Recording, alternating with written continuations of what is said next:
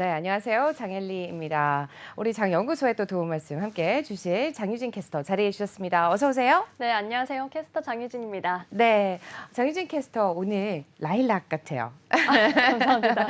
매일 네. 이렇게 코멘트를 주시니 네. 노력해야겠네요. 그러니까요. 이제 그 코멘트를 또 장유진 캐스터한테 코멘트를 드리고 있는데 사실은 저희 종목도 코멘트가 좀 필요하잖아요. 그래서 맞습니다. 네, 장연구소에서 계속해서 좋은 코멘트 드릴 수 있도록 노력을 좀 더 해보겠습니다. 간밤에 뉴욕 증시 살짝 좀 하락하는 흐름을 좀 보여줬습니다. 그가 너무 가파르게 달려왔던 것 같죠. 국제 유가도 좀 쉬어가는 흐름을 보여줬는데 아무래도 차익 실현 매물이 좀 많이 나온 것 같습니다. 비트코인을 비롯한 다양한 자산들의 또 차익 실현 매물들이 나오면서 차익 실현 매물 출회 때문에 아무래도 좀 흐름이 좋지 않게 나오고 있습니다. 전반적인 섹터별 흐름과 또 종목별 흐름 짚어드리도록 하겠습니다. 장희진 캐스터 어땠죠? 네, 현재 지금 살펴보시면 마이크로소프트와 구글을 제외하고는 초록불을 찾아보기가 조금은 어려운 그런 맵의 모습입니다. 이어서 바 차트를 통해서 좀 더 자세히 살펴보겠습니다. 네, 간밤에 11개 섹터 중에서는 커뮤니케이션 서비스만 홀로 1%대의 상승불을 켜냈습니다. 아무래도 구글의 힘이 좀 강했는데요. 하지만 나머지 10개 섹터는 약보합을 포함해서 전반적으로 내림세 마감을 했습니다. 특히 11개 섹터 중에서 6개 섹터가 평균 1% 넘는 하락세를 가져갔는데요. 여기에 가장 약한 모습을 보인 섹터는 금융과 에너지, 그리고 기초소재가 평균 2% 내외 내림세를 가져갔습니다. 네, 이어서 주간 차트도 함께 확인을 해보겠습니다. 네, 한 주간 이번 주에는 지금 소비순환제가 그래도 강한 모습을 보여줬습니다. 평균 1.39%의 오름세를 가져갔고요. 하지만 크게 눈에 띄는 강세 섹터는 보이지 않는 가운데 에너지 섹터가 한 주간 조금 조정받는 흐름을 보였습니다. 2.35%의 내림세를 기록했고요. 여기에 이어서 기초소재 섹터도 역시 한 주간 약한 흐름을 가져갔습니다. 네, 주간별 흐름까지 좀 살펴봤습니다. 그동안 뭐 국제유가 뭐 100달러를 간다라는 얘기도 많이 나오고 있고 85달러 선을 넘어서면서 굉장히 조금 그 이상 뚫고 올라가기는 쉽지 않을 것 같습니다. 미국에서 또 이제 재고 건수가 굉장히 많이 출해됐다는 소식이 함께 나오면서 국제유가 간밤에 82달러 선까지 좀 무너지는 흐름을 보여줬는데요. 그와 관련해서 에너지주들이 많이 큰 폭으로 하락하는 흐름을 좀 보여줬습니다. 우선 상승세를 가져간 기술주부터 좀 확인을 해볼 텐데요. 기술주 중에서도 가장 눈에 띄는 게 바로 구글이죠. 네, 맞습니다. 구글과 마이크로소프트를 차례로 확인해 볼 텐데요. 구글 같은 경우는 간밤에 5% 가까이 상승하는 흐름을 가져갔습니다. 어닝 서프라이즈의 장중에 신고가에 도달하기도 했고요. 또한 시총 2조 달러를 눈앞에 두고 있다라는 소식이 전해졌습니다. 우선 실적 발표한 내용을 자세히 살펴보시면요. 시장의 예상치를 대폭 상회하는 그런 3분기 순이익을 보고했습니다. 시장에서는 158억 달러를 예상했는데 이번에 3분기 순이익으로 189억 달러를 기록했다라고 보고해왔습니다. 또한 매출액은 651억 달러를 기록했는데요. 이는 14년 만에 최대치를 기록한 점으로 또 한 번 화제가 되고 있습니다. 여기에 바클레이즈는 구글에 대한 목표 주가를 상향했습니다. 기존의 목표 주가는 3,200달러였는데요. 이번에는 3,300달러로 100달러가량 상향했다는 소식도 함께 전달해 드립니다. 네, 구글 앞서 2,924달러 선에서 마감했다는 점 다시 한번 짚어드립니다. 제가 앞서서 글로벌 브리핑 때 포인트라고 말씀을 드렸던 것 같아요. 순간 해놓고 나서 제가 너무 당황해가지고 그냥 넘어갔는데 2,924달러입니다. 네, 구글에 이어서 가장 또 크게 파란불을 켜고 있는 게 바로 마이크로소프트인데요. 마이크로소프트의 실적도 구글 못지 않았다고 합니다. 그렇죠? 맞습니다. 역시 호실적을 보고하면서 4% 넘게 상승 흐름을 가져갔습니다. 굉장히 싱그러운 초록불이 들어와 있는데요. 마이크로소프트는 정규장 거래를 323달러에 마쳤습니다. 지금 호실적을 보고하면서 또한 장중 52주 신고가를 경신하기도 했습니다. 시장에서는 이번에 마이크로소프트의 3분기 순이익을 157억 달러로 예상을 했는데요. 이를 굉장히 대폭 상회하는 그런 순이익을 보고했습니다. 무려 205억 달러를 기록했습니다. 또한 이번에 시총이 2조 4,360억 달러를 기록하게 됐는데요. 여기에 지금 시총 2조 4,700억 달러인 애플을 바짝 추격하게 됐습니다. 네. 혹시 언젠가는 마이크로소프트가 앞지르는 날도 올 수 있을지 이 시총 순위 싸움도 계속해서 지켜봐야겠습니다. 네, 시총 순위 싸움 얘기하니까 갑자기 또 우리 테슬라를 확인해보지 않을 수가 없을 것 같아요.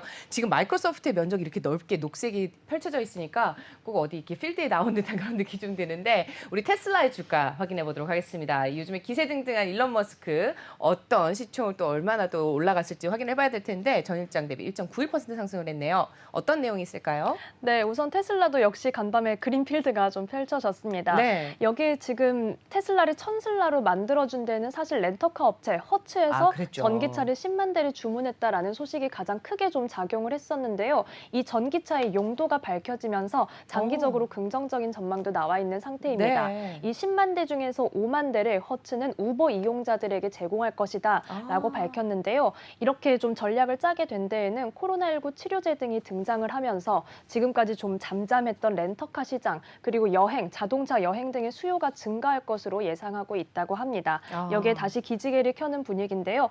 여기에 한편 허츠가 연내 재상장을 목표하고 있다는 소식도 함께 전달해 드립니다. 테슬라는 간밤에도 견조한 흐름을 이어갔습니다. 네, 원래 지금 자동차 관련주도 우리가 함께 살펴볼 때 테슬라와 GM, 그다음 포드 이렇게 함께 짚어드리는데 보통은 이제 신호등처럼 알록달록하거나 이제 다양하게 좀 엇갈린 흐름을 가거나 그러는데 이번에는 정말 엇갈리게 빨강색과 녹색을 상대 대비적으로 좀 켜고 있습니다. GM에 좀 안 좋은 소식이 있죠? 맞습니다. 사실 제너럴 모터스 실적 관련해서 앞서 오프닝에서 김기성 앵커께서 자세히 짚어주셨는데요. 아무래도 반도체 칩 부족 사태에 타격을 면치 못한 것으로 분석됐습니다. 최근에 국내 시장에서도 현대차와 기아가 실적을 발표하면서 반도체 칩 사태를 잘 해결했는지 아닌지가 가장 좀 평가의 기준이 되고 있는 상황인데요. 제너럴 모터스는 3분기 이익이 전년 대비 40%나 감소했다라는 실적을 보고했습니다. 또한 3분기 매출은 268억 달러를 기록했는데요. 이 역시 전년 대비 25%가량 감소한 수치다라고 밝혔습니다. 물론 메리바라 회장이 앞서 전해주신 것처럼 CNBC와의 인터뷰에서 4년 안에 30종의 전기차 모델을 출시할 것이고 테슬라를 따라잡을 것이다라고 강한 포부를 밝히긴 했지만 주가가 방어하지는 못했습니다. 5.42% 내림세 속에 54달러 선에 거래를 마쳤습니다. 이어서 함께 약세를 가져갔던 포드도 확인을 해보실 텐데요. 포드는 사실 정규장에서는 2%대의 내림세를 기록했습니다. 하지만 장 마감 후에 실적 발표를 한 만큼 시간 외 거래가를 함께 확인을 해보겠습니다. 네, 포드의 시간 외 거래가 함께 확인을 좀 해보도록 하죠. 네, 지금 실적 발표가 나오고 나서 호실적을 발표했고요. 거의 9% 가까이 와, 탄력받는 네. 흐름을 보여주고 있습니다. 주당 순이익이 시장의 예상치는 27센트였는데 51센트. 그래서 예상치를 좀 크게 상회하는 그런 주당 순이익을 발표를 했습니다. 또한 3분기 매출은 357억 달러를 기록하면서 반도체 수급이 제너럴 모터스나 다른 기업에 비교했을 때는 상대적으로 양호한 흐름을 가져간 것으로 분석되고 있습니다. 아, 네, 말씀 잘 들었습니다. 테슬라에 이어서 GM과 포드의 주가까지 좀 확인을 해보셨는데요. 계속해서 또 어떻게 변화가 될지 또 관련한 뉴스들 전해드리도록 하겠습니다. 이제는 좀 한숨 돌리고 차 안에서 좀 시원한 음료수를 한잔 하면 좋을 것 같다는 생각이 들어서요. 음료수, 그다음에 식음료 또 네, 그쪽으로 한번 넘어가 보도록 하겠습니다.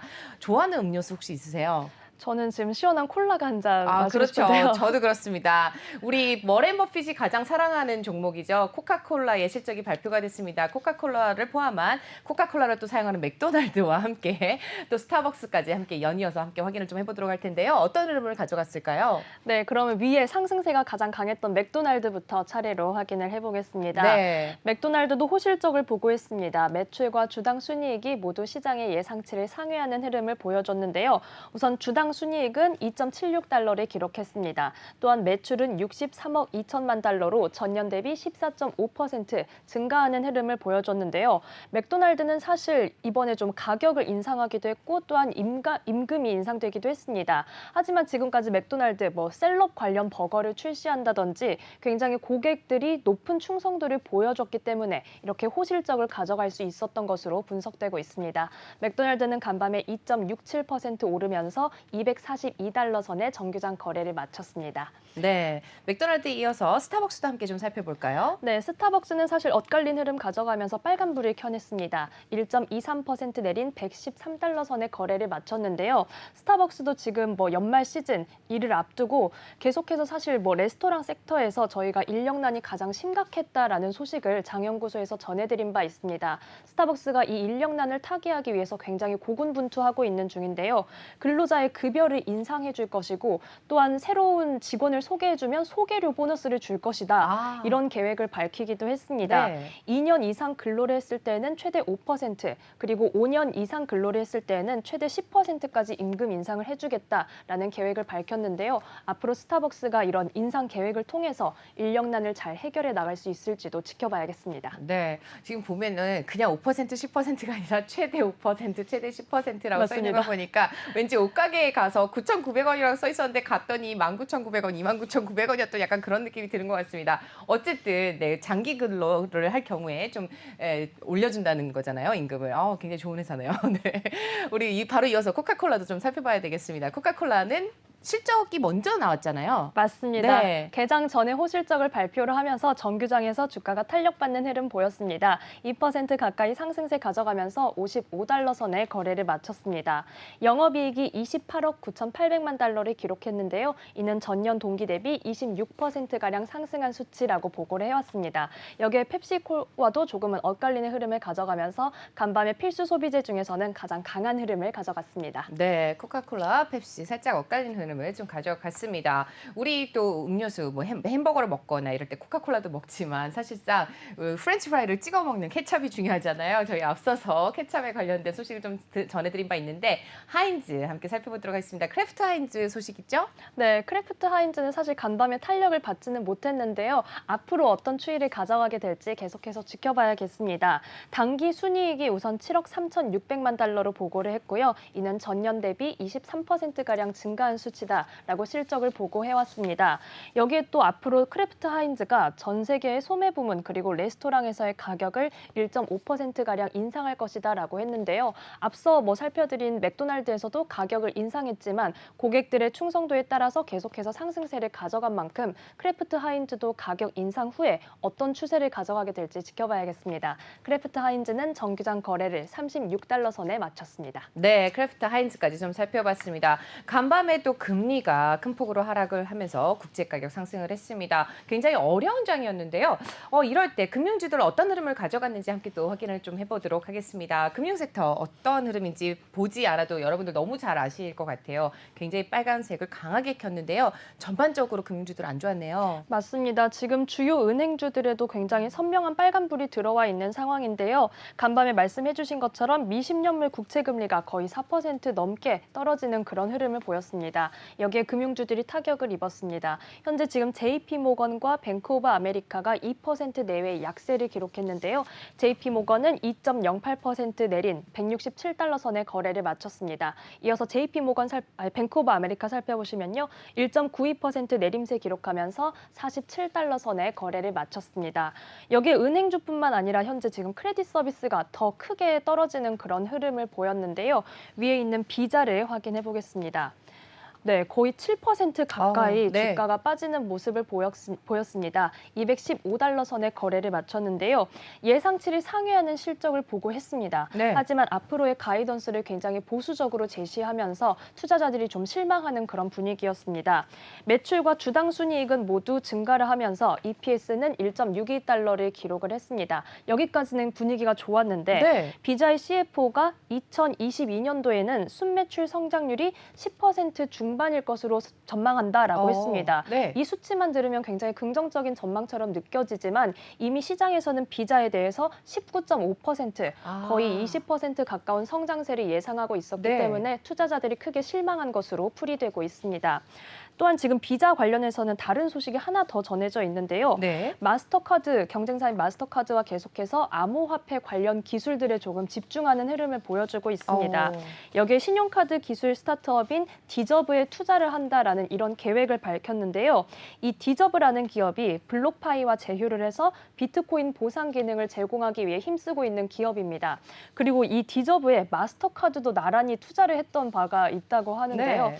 그래서 앞으로 좀 어떤 흐름이 흐름을 가져가게 될지 이 경쟁사의 추이도 지켜봐야겠습니다. 한편 이 투자 소식에 대해서 미국 법무부가 반독점 관련 조사를 시작한다라는 내용까지 나와 있으니까요. 앞으로 다음 소식도 저희 장연구소에서 전해드리겠습니다. 네, 지금 금융주까지 함께 좀 확인을 좀 해보셨습니다. 간밤에 또 원자재 가격 중에서 특히 구리 가격이 큰 폭으로 좀 하락하는 흐름을 보여줬습니다. 구리 관련주 또 투자하시는 분들 아무래도 차익 실현 매물이 나오지 않을까 싶습니다. 네, 프리포트 맥모란 예전에도 한번 짚어드린 바 있는데 큰 폭으로 하락을 좀 했죠.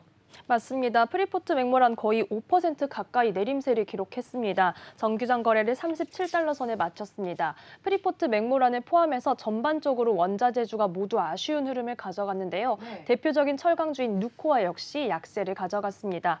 아래에 있는 누코아를 확인해 보시면요. 3% 가까이 주가가 빠지면서 108달러 선에 거래를 마쳤습니다. 네, 오늘 또 실적 발표가 예정되어 있는 기업들이 있습니다. 어떤 기업들인지 장진 캐스터 짚어주실까요? 네, 오늘 마지막 소식으로 전해드리겠습니다. 네. 우선 지금 빅테크, 구글과 마이크로소프트는 초록불을 켜냈었는데요. 오늘은 애플과 아마존이 실적을 발표할 예정입니다. 이 점도 계속해서 눈여겨보셔야 될 것 같고요.